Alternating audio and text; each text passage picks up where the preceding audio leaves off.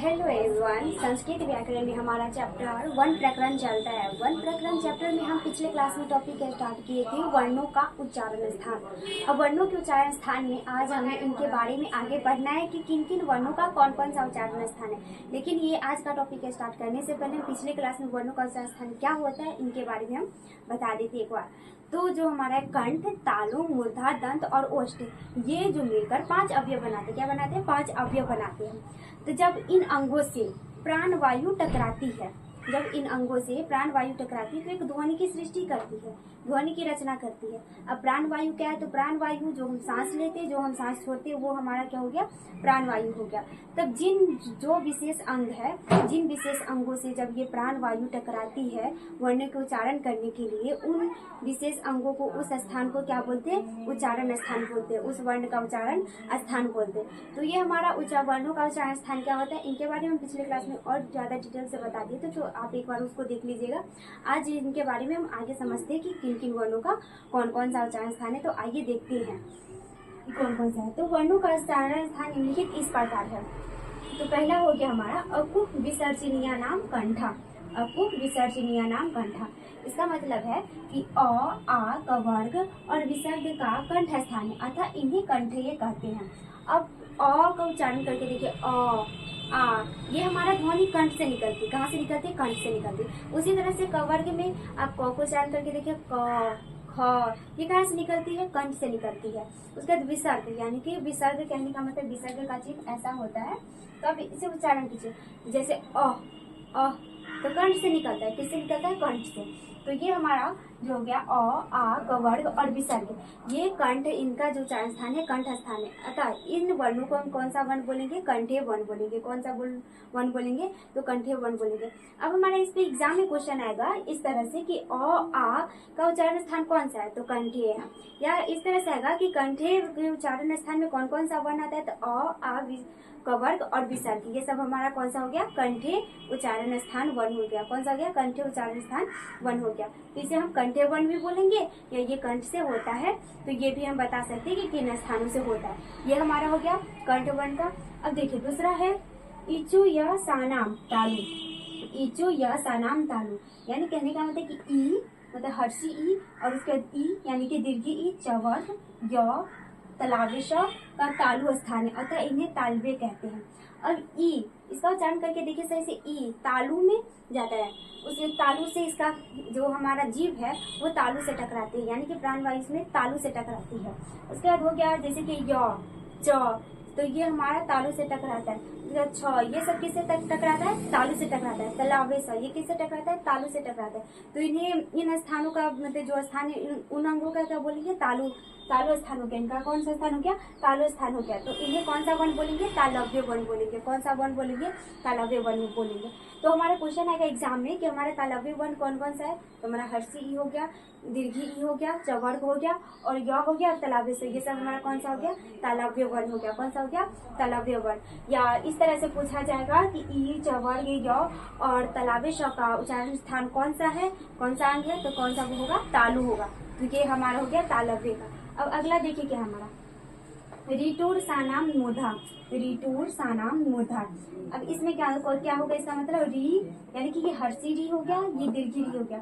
हर्षी री में एक आएगा ऐसे और दीर्घी री में जो हमारा आएगा ऐसे करके आएगा, यानी कि डबल करके ऐसे। तो ये हमारा हो गया दीर्घी री। उसके बाद हो गया तवर्ग, र और मूर्धन्य स का स्थान मूर्धा है, अतः इन्हें मूर्धन्य कहते हैं। अब इसका उच्चारण करके देखिए, री दांत से थोड़ा सा जो पीछे ऊपर वाला जो हमारा जबड़ा है, उसके जो दांत है इनामेल, जो इनामेल जिसको बोलते हैं मतलब कि साइंस में, तो उसको आप पीछे देखिए, आपका जीभ जो है वहां से टकराती है, यानी कि प्राण वायु जो है हमारा वहां से टकराती है। तो ये हमारा उच्चारण स्थान यानी कि मूर्धन्य हो गया। अब उसी तरह से मूर्धन्य मतलब तालु का जो थोड़ा सा दांत से पीछे और थोड़ा तालु से मतलब तालु से ऊपर, यानी कि दोनों के बीच का जगह उससे टकराती है।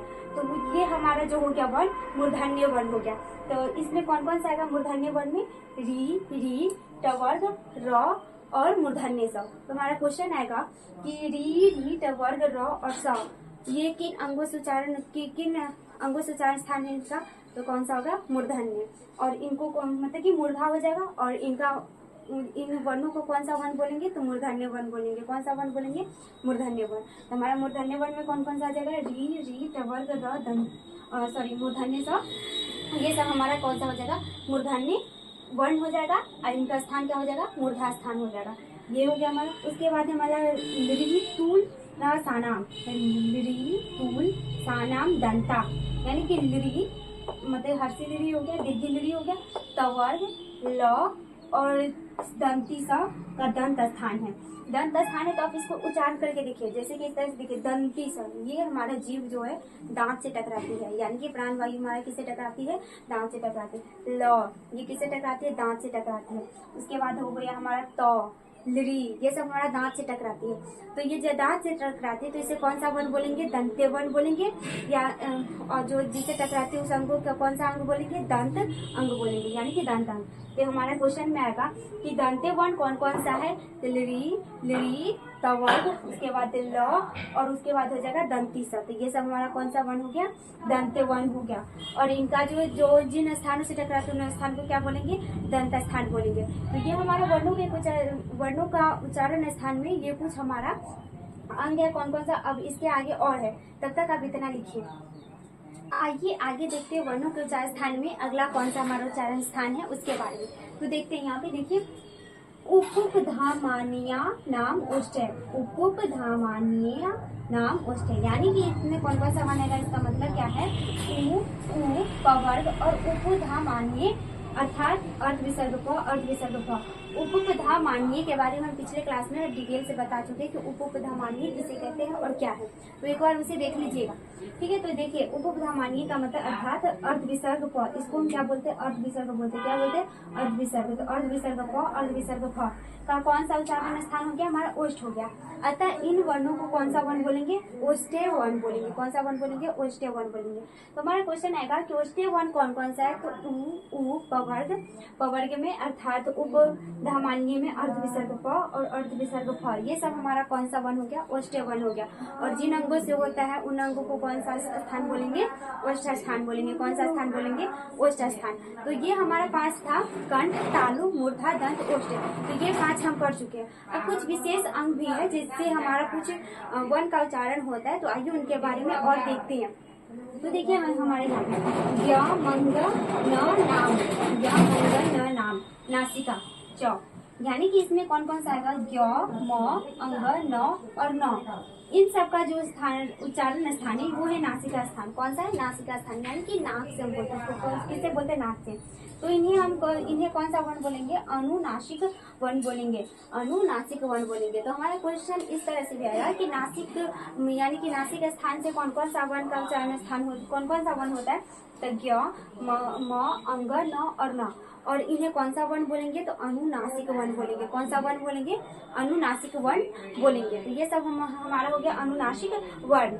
अब उसी तरह से कुछ और है, देखिए आगे, ए दैतो कंठ, ए दैतो कंठ तालु, ए दैतो कंठ तालु, ए दैतो कंठ तालु, यानी कि ए का जो उच्चारण स्थान है वो है कंठ तालु। कौन सा है, कंठ तालु।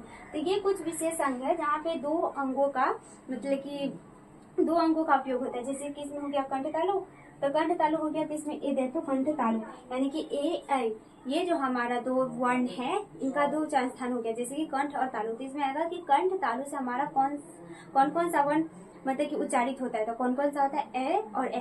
तो ये हमारा हो गया कुछ विशेषण। 1-2 और है उसके बारे में बता देते